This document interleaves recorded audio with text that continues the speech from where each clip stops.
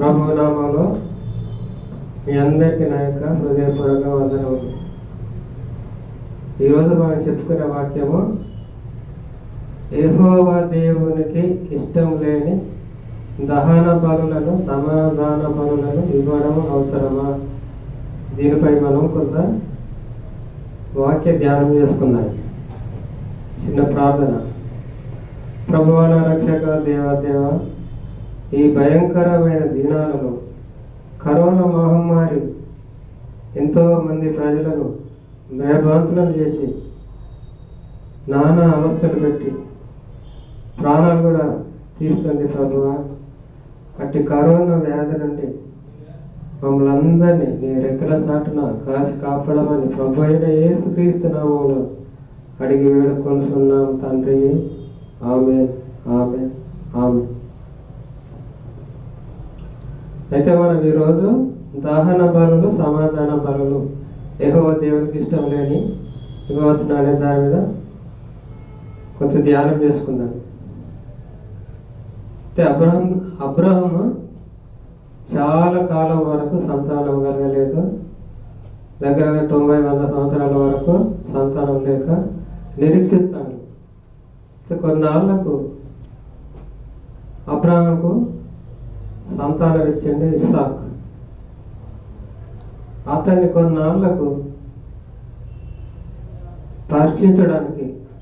అబ్రహామును పరీక్షించడానికి కోరిండు. నీ యొక్కగానొక్క కొడుకును నాకు సమర్పించము, బలి అర్పణ చేయమని యెహోవా దేవుడు కోరుకున్నాడు. అయితే అబ్రహాము మనసులో ఎంతో బాధపడి దేవుని మాట కాదలేక అలాగే ప్రభువా నీ చిత్త ప్రకారమే కానిద్దా అని గాడిదకు గంటలు కట్టుకొని ఒక 2 పరివారం తీసుకొని ఇస్సాకుని తీసుకొని కట్టెల వారిని తీసుకొని అడవిలోకి పోయిండు. 3 రోజుల ప్రయాణం. మోరియా పర్వతం దగ్గర పోతుంటే ఇస్సాకు ఏమన్నాడు, ఇక్కడ డాడీ మన కట్టెలు ఉన్నాయి, అగ్గి ఉన్నది, మరి బలి అర్పణ చేయడానికి గొర్రె పిల్ల ఎక్కడ ఉందని అడిగాడు. అంటే అబ్రహాం అన్నాడు, యెహోవా ఈరే అంతా దేవుడే చూసుకుంటాడు అని పని వాళ్ళను ఆ కొండ కింద ఆపి మేము ప్రార్థన చేసుకొని వస్తామని చెప్పి కొండెక్కుతారు. కొండెక్కినాక అక్కడ బలిపీఠంగా నిర్మించి కట్టెలు బలిపీఠం మీద పేర్చి ఇస్సాకును కాళ్ళు రేఖలు కట్టి ఆ కట్టెల మీద బలిదానం ఇవ్వడానికి పడుకోబెడతాడు. పడుకోబెట్టి దేవుని ప్రార్థన చేసుకొని తన ఖడ్గాన్ని ఎత్తుతాడు. ఆకాశాన్ని నుండి దేవదూతలు అబ్రహ్మ ఆగుము,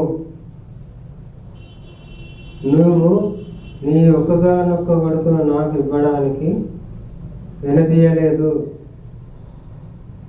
నీవు దేవునికి భయపడవాడవు, దేవునిపై నీకు భయము భక్తి ఉన్నది, నా మాట కాదనలేక అతన్ని బలి అర్పణ ఇవ్వడానికి కూడా వెనకాడలేదు, ఆపుము, ఆ చిన్నవాని మీదకి ఖడ్గం ఎత్తకుము అంటే అబ్రహాము ఆకాశం పైకి చూసి ఖడ్గాన్ని ఆపుతాడు. వెంటనే పక్కనే పొదల్లో కొమ్ములు దిగిన పొట్టేలు, ఆ కొమ్ములు చెట్ల కొమ్మలు తట్టుకొని అక్కడ శబ్దం చేస్తుంది. చూడు అక్కడ బలి అర్పణ ఇవ్వడానికి ఒక పొట్టేలు ఉన్నది. ఆ బాలుని వదిలిపెట్టి ఆ పొట్టేలు బలిదానం చేయమని, దహన బలి అర్పించమని దేవుడు ఆజ్ఞాయిస్తేప్పుడు ఆ పిల్లవాడిని తీసుకొని హృదయానికి హత్తుకొని ఎంతో ఏడ్చి నా దేవ అని మనసులో హృదయపూర్వకంగా ప్రార్థన చేసి ఆ పొట్టేలుని తెచ్చి దాన్ని వధించి అక్కడ బలిదానం ఇస్తాడు. అంటే ఇక్కడ మనకు అర్థమైంది ఏంటంటే యెహోవా దేవుడు ఇచ్చిండు కుమారుణ్ణి పరీక్షించడానికి కోరిండు. ఆయన అబ్రాము వెనుదీయలేదు. అతని భక్తి భావానికి మెచ్చుకొని ఆ బాలను కాపాడిండు. అంటే ఇక్కడ బలిదానం కోరుకోలేదు, కానీ పరీక్షించడానికే అబ్రాము కోరిండు కాబట్టి దేవుడు ఆదుకున్నాడు.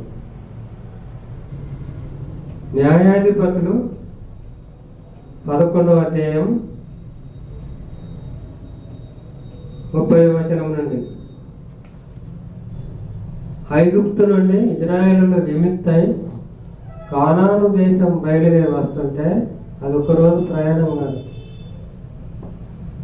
జనాంగము, గాడిదలు, ఒంటెలు, గొడ్లు, మేకలు, గొర్రెలు ఇవన్నీ తీసుకొని వస్తుంటే వాళ్ళకి ఎక్కడ అనుకూలంగా ఉంటే అక్కడ కొన్ని సంవత్సరాలు అక్కడ నివాసం చేస్తారు.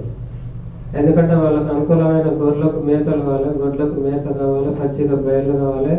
మీరు ఆహారం కొరకు అన్ని విధాల ఏర్పాట్లు చేసుకోవడానికి సరైన ప్రదేశాలు కావాలి.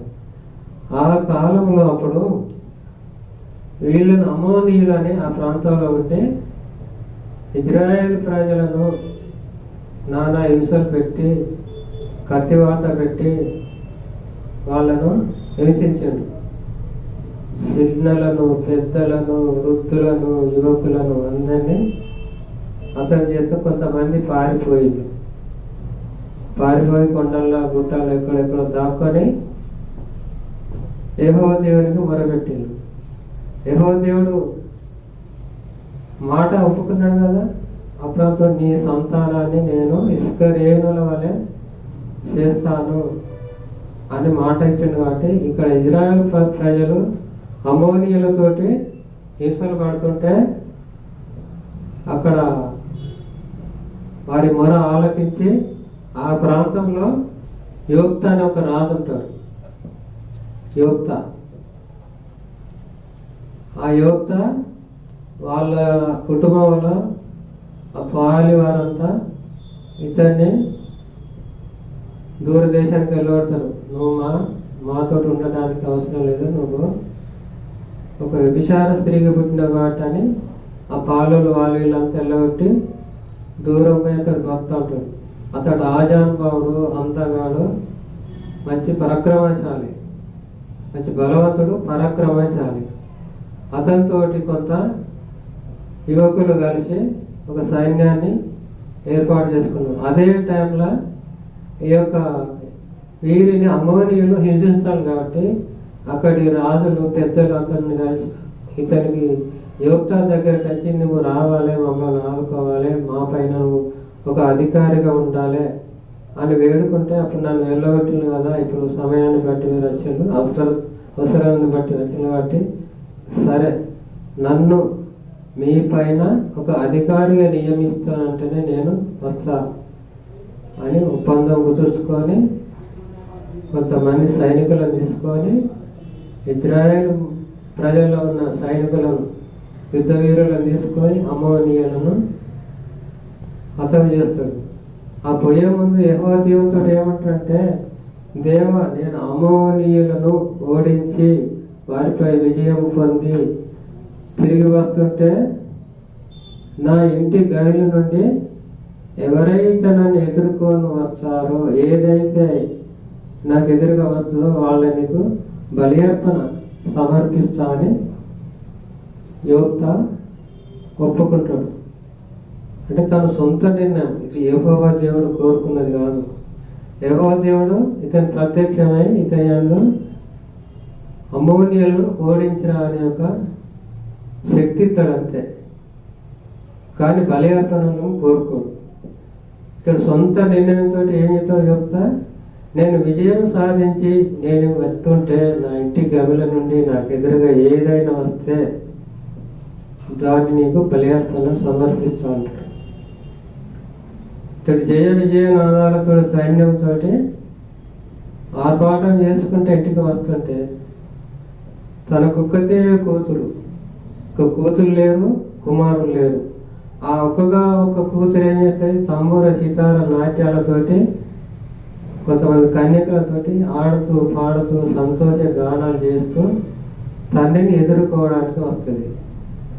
యోక్త అయ్యో నా కుమారి, నువ్వు నాకు ఎదురుగచ్చినవా, నాకు దుఃఖాన్ని మిగిల్చినవా, నేనేం చేయాలి, నా హృదయం పగిలిపోతుంది, యెహోవా దేవునికి నేను నా సొంత నిర్ణయంతో బలి అర్పణ ఇస్తానన్నాను. నాకు ఎదురుగా వచ్చిన వారిని కానీ జంతువే కానీ ఏదే కానీ ఇస్తానని బలి అర్పణ ఇస్తానని ఒప్పుకున్నా, నా మాట తప్పిపోయింది, ఏం చేయాలి అని బట్టలన్నీ చింపుకొని తలంతా చిపిరితాలు వేసుకొని కత్తులు కడకాలు తన వస్త్రాలన్నీ పడేసి బోరును ఏడుతాడు, విలపిస్తాడు. ఎందుకంటే ఒక్కగానొక్క బిడ్డ యోక్తకు కుమారి సంతోషంతో మా నాన్న అమోనీయులను ఓడించి వస్తాడని సంతోషంతో ఎదురుకపోతే అప్పుడు అమ్మాయి చూసి, నాన్న నువ్వు యెహోవా దేవునికి ఒప్పుకున్న మాట ప్రకారంగానే చెయ్యి, మాట తప్పకూడదు కదా, నీ మాట ప్రకారం కానీ నాకు ఒక 2 నెలల గడువు, నేను పోయి యెహోవా దేవునికి నా కన్యత్వం నిప్పించుకొని పుట్టింది మొదలుకొని ఇప్పటి వరకు ఎలాంటి తప్పు చేయలేదు, ఎల్లవేళలో దేవుని యందు భయభక్తులతో బ్రతికినాను, కావున నాకు 2 నెలల గడువిస్తే నేను దేవునికి మొరగట్టుకుంటా, దేవుడు నా మొర ఆలగిస్తాడా లేదా అంటే అప్పుడు యోక్త చెప్తాడు, కుమారి వెలుము, కొంతమంది కన్యలను తీసుకొని పోయి నీ ఇష్ట ప్రకారంగానే అని కన్యలను అప్పగిస్తే వాళ్ళు పోయి ఒక కొండ మీద 1000 మవర్లు యెహోవా దేవునికి మొరపెడితే ఎలాంటి సమాధానం రాదు యెహోవా దేవుని నుండి. ప్రేమైన దేవుని బిడ్డలారా, దేవుడు కోరుకున్న బలి అర్పణ కాదు అది, ఇతడు సొంత నిర్ణయంతో బలి అర్పణ ఇస్తానని ఒప్పుకున్నాడు. కాబట్టి ఆ కాలంలో దేవునికి మాట ఒప్పుకుంటే తప్పకూడదు, అంత కండిషన్గా ఉండేది అన్నట్టు. అప్పటి కాలంలో 2 నెలలు గడిచినాయి, దేవుని నుండి ఏం రాలే సమాధానం. అమ్మాయి వచ్చింది ఎంతో బాధతోటి, తండ్రి నీ ఇష్ట ప్రకారం కానీ, నువ్వు దేవునికి ఒప్పుకున్నావు కదా, నీ ఇష్ట ప్రకారం కానీ అంటే అతడు ఎంతో బాధపడతాను, ఆ అమ్మాయిని చంపి బలి అర్పణ చేస్తాడు. అయితే మనం గమనించవలసింది ఏంటంటే ప్రియమైన దేవుని బిడ్డలారా, యెహోవా కలలే కానీ స్వప్నం ముందు కానీ ఏమైనా చెప్తేనే చేయాలి, లేకుంటే ఆ కాలంలో ప్రవక్తల ద్వారా ఇతనితో డైరెక్ట్ చెప్పకుండా కానీ ముఖాముఖి చెప్పకుండా కానీ ప్రవక్తల ద్వారా చెప్తే వాళ్ళొచ్చి వీళ్ళకి చెప్తే అప్పుడు కార్యక్రమం చేయాలి. కానీ ఇష్టానుసారంగా దేవుడు కోరుకోని విధంగా చేస్తే అది వ్యతిరేకమని ఇక్కడ మనకు అర్థమవుతుంది. సొంత నిర్ణయం ఎప్పుడు పనికిరాదు. ఈ కాలంలో ఇప్పుడు కూడా తెలిసిలోని అజ్ఞానంతో సొంత నిర్ణయాలు తీసుకోవద్దు, కష్టాల పాలు కావద్దు, దేవునికి వ్యతిరేకంగా పనులు చేయాలి. ఇంకొక మ్యాటర్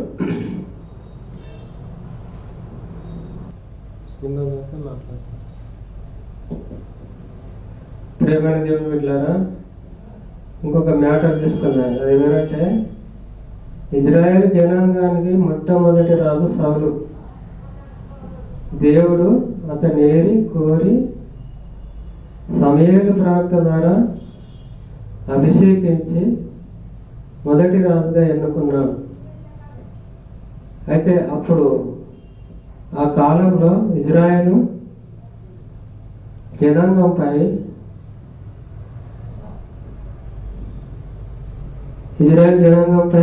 ఐగుప్తు నుండి వస్తున్న సమయంలో అమలేకీయులు మళ్ళీ వ్యతిరేకమై వీరిపై యుద్ధాలు చేసుడు, వీళ్ళ పశువులను వీళ్ళ గొర్రెల మేకలను లాక్కోవడం, దూపిడి చేయడము, కన్యకలను బలవంతం చేయడము, చంపడము, ఇలాంటివన్నీ జరుగుతుంటే ఎప్పటికప్పుడు సమూయేలు ప్రవక్త ద్వారా సౌలు రాజుతోటి చెప్పి యుద్ధానికి పంపిస్తాడు. ఇజ్రాయేల్ ప్రజలను కాపాడాలని దేవుని యొక్క సంకల్పం. అయితే సౌలు రాజు ఏం చెప్తాడు, ఒక టైం పోయి సైన్యాన్ని తీసుకుపోయి అక్కడి ప్రజల మీద యుద్ధం చేసి గెలిచి అమాలేకుల పైన యుద్ధం చేసి గెలిచి అక్కడ దేవుడు ఏం చెప్తాడంటే సమూయేలు ప్రవక్త వాళ్ళందరినీ సమూల నిర్మూలన చేసి రావాలి అని యెహోవా ద్వారా సమూయేలు ప్రవక్త చెప్తాడు. యెహోవా ఆ ప్రకారంగా ఇతడు చేయక అక్కడ అందరిని సంహరించలే, సమూలంగా సంహరించక కొబ్బిన మేకలను, గొర్రెలను, కోడెదూడలను, ఆవులను అన్ని పక్కకు పెట్టి ముసలి వాటిని, పనికి రాని వాటిని, జబ్బుల పడ్డ వాటిని అంతా సంహరించి తీసుకొని వస్తాడు. సమూయేలు ప్రవక్త తీసుకొని వస్తే సమూయేలు ప్రవక్త మరి ఈ యొక్క సౌలు రాజు విజయం పొందేసిందా లేదా అని అతడు దేవుని పని మీద బయటికి పోతాడు. సమూయేలు ప్రవక్త వచ్చే వరకు ఇక్కడ మేకల అరుపులు, గుడ్ల రంకెలు ఇవన్నీ వినబడుతున్నాయి. అతనికి వచ్చి ఎదుర్కొని వందనాలు చెప్పి, నేను అమలేకుల మీద విజయం సాధించాను, నన్ను దీవించమంటాడు. సరే నువ్వు అలాగే అక్కడి రాజును కూడా ప్రాణంతో పట్టుకొస్తాడు. అమలేకుల రాజును ప్రాణంతో పట్టుకొస్తాడు. గొడ్లను పట్టుకొస్తాడు, కొవ్విన వాటిని గొర్రెలను పట్టుకొస్తాడు. ఈ సమూయేలు ప్రవక్తను బాధపడతాడు. ఇతను స్వప్నమందు ఏది దేవునికి వ్యతిరేకమైన ఏది జరిగినా సమూయేలు ప్రవక్తకు స్వప్నమందు రుజువు అవుతుంది. వచ్చి ఎంతో బాధపడి, నువ్వు దేవునికి వ్యతిరేకమైన పనులు చేస్తున్నావు, నువ్వు విజయం పొందని సంతోషపడుతున్నావు కదా, ఆ గుడ్ల రంకెలు, మేఘల అరుపులు, గొడ్ల రంకెలు ఏంటి అవన్నీ? నువ్వు దేవునికి వ్యతిరేకమైన పనులు చేస్తున్నావు, దేవుడు నీ గురించి దుఃఖపడతాడు, బాధపడుతుండు. నీ రాజ్యాన్ని తీసి నీ పొరుగువాడిని చేతిలో పెడతాడు, నీ కిరీటాన్ని నీ తలపైన చేసి నీకు పదవి లేకుండా చేస్తాడు. కానీ సమూయేలు ప్రవక్త ఎంతో బాధపడి వెళ్ళిపోతాడు. అక్కడ అందరిని సమూలంగా సంహరించాలి. ఇజ్రాయేలును ఎంతో మందిని చంపిన వాళ్ళు, పిల్లలను, పెద్దలను, పశువులను అన్నిటిని దోసుకున్నారు, చంపిళ్ళు. సమూలంగా చంపమని, సమూలంగా నాశనం చేసి రమ్మంటే ఈ యొక్క సౌలు రాజు ఏం చేసిండు, ఇష్టమైన ఇవన్నీ ఎందుకు చేసినామంటే నీ దేవుడైన యెహోవాకు ఈ ప్రజలు బలి అర్పణలు ఇవ్వడానికి తీసుకొచ్చిందంటాడు. అక్కడ ఒక మాట ఏంటిది ప్రియమైన దేవుని బిడ్డలారా, నీ దేవుడైన యెహోవా అన్నాడు. మన దేవుడైన యెహోవా అనాలి. అక్కడ మాట ఒక్క దాంట్లో సున్నైనా పుల్లైనా పోకూడదు అన్నారు కదా బైబిల్ ప్రకారంగా. నీ దేవుడైన యెహోవాకు బలి అర్పణలు ఇవ్వడానికి ఈ ప్రజలు నాకు తెలియకుండా వీటిని తీసుకొచ్చిండు. ఒక సైన్యాధిపతి, ఒక రాజు మాట కదా ప్రజలు పనులు చేస్తారా అంటే ఇతడు చేసిన తప్పులను సామాన్య ప్రజల మీద మోపిండు. ఇదొక వంతుకు దేవునికి వ్యతిరేకమైన పని. సమూలంగా సంహరించరాకపోవడం దేవునికి వ్యతిరేక పని. ఇంకా ఒక సందర్భంలో ఇతడు ఏం చేస్తాడంటే సౌలు రాజు ఒక వారం రోజులు టైం పెట్టి ఫిలిష్తీయులు వచ్చి చుట్టూ ఎప్పటికీ అమలేకులకు, అమరీలకు, ఫిలిష్తీయులకు, ఇజ్రాయేలు ప్రజలతోటి ఎల్లవేళల యుద్ధాలు, దోసుకోవడం, వాళ్ళని వీళ్ళు, వీళ్ళని వాళ్ళు, అంటే ఏళ్ళ తరబడి ఐగుప్తు నుండి బయలుదేరి నుండి కానాను చేరే వరకు కొన్ని ఏళ్ళ సంవత్సరాలు కాలం గడుపుతున్నట్టు. ఈ సమయంలో వాళ్ళు అక్కడక్కడ నివాసాలు, ఇప్పుడు వాళ్ళు మనవలే బంగ్లాలు, బిల్డింగులు, మేడలు కాదు. అప్పుడు ఎక్కడ టెంట్లు వేసుకుంటే అక్కడే ఊరు. కావున వాళ్ళకు అనుకూలమైన ప్రదేశాలలో ఉంటే ఆ టైంలో వీళ్ళ ఎవరు వచ్చిండ్రు, ఫిలిష్తీయులు వచ్చిండ్రు. ఇజ్రాయేల్ ప్రజల మీదకి. ఫిలిప్పీలో అయితే సమూయేలు ప్రవక్త చెప్తాడు సౌలు రాజుతో, నేను దేవుని పని మీద వెళుతున్నాను, మీరు ఏం భయపడకండి, దేవునికి ప్రార్థన చేసుకుంటూ ఉండండి, నేను వచ్చేంత వరకు మీ సొంత నిర్ణయాలు ఏమి తీసుకోవద్దని సమూయేలు ప్రవక్త చెప్తే నేను వారం రోజుల వరకు తిరిగి వస్తానంట. అంటే వారం రోజులు కాక మునిపే కొన్ని గంటల సమయం ఉన్నాగానే వీళ్ళు ఆర్భాట పడతారు. అక్కడ ప్రజలు వచ్చి ఫిలిప్తీయుల సైన్యం దిగేది మన చుట్టూ ఊరు ప్రక్క, మన పట్టణం ప్రక్కన దండు, పెద్ద దండు, 20,000 సైన్యము, రథాలు, గుర్రాలు, ఏనుగా ఇవన్నీ వచ్చినాయి, మనల్ని సంహరించాడు, మేము పారిపోతున్నాం, నీతో ఉంటే మేము బ్రతకలేమని సౌలు రాజుతో చెప్పి కొండల్లో, గుహల్లో, అక్కడ ఇక్కడ చెట్ల పదాలు ఎంతో పోయేటోళ్ళు అటు పారిపోతుంటే ఇటు సమూయేలు ప్రవక్త రాలే, ప్రజలంతా పారిపోతున్నారు భయపడి. అప్పుడు సౌలు ఒక సొంత నిర్ణయం తీసుకుంటాడు, నేను వీళ్ళ మీదకి యుద్ధానికి పోవాలంటే ఒక దేవునికి బలి అర్పణ సమర్పించి ఉన్న సైన్యంతో, ఈ ఉన్న సైన్యంతో దేవుడు నాకు విజయం కలుగజేస్తాడు అని బలి అర్పణలు చేస్తాడు. యుద్ధానికి సిద్ధపడతాడు కొంతమంది సైన్యాన్ని తయారు చేసుకొని. ఆ టైంలోనే కరెక్ట్ వారం రోజులు ముగిసే టైంలో సమూయేలు ప్రవక్త వస్తాడు. అంటే ఒక బలి అర్పణ చేయాలంటే దేవుడు ఆజ్ఞయితనే చేయాలి, లేకుంటే ప్రవక్త ద్వారా బలి అర్పణలు చేయాలి. ఇప్పుడు మన గుళ్ళలో అక్కడ ఇక్కడ హిందువులు అక్కడ మనం చూస్తాం కదా, ఆ గుడి పూజారే చేయాలి పూజలు, మ్యారేజ్లు కానీ పూజలు కానీ అర్హత ఉన్న వాళ్ళే చేయాలి. అయితే ఇక్కడ సౌలు రాజుకు అర్హత లేదు బలి అర్పణలు ఇవ్వడానికి. ఏదైనా ప్రవక్త ద్వారానే నడపాలి, ఏ కార్యక్రమమైనా. అతని మాట కాదని సమూయేలు ప్రవక్తకు వ్యతిరేకంగా గడువు ముగియక ముందే బలి అర్పణలు చెప్తాడు.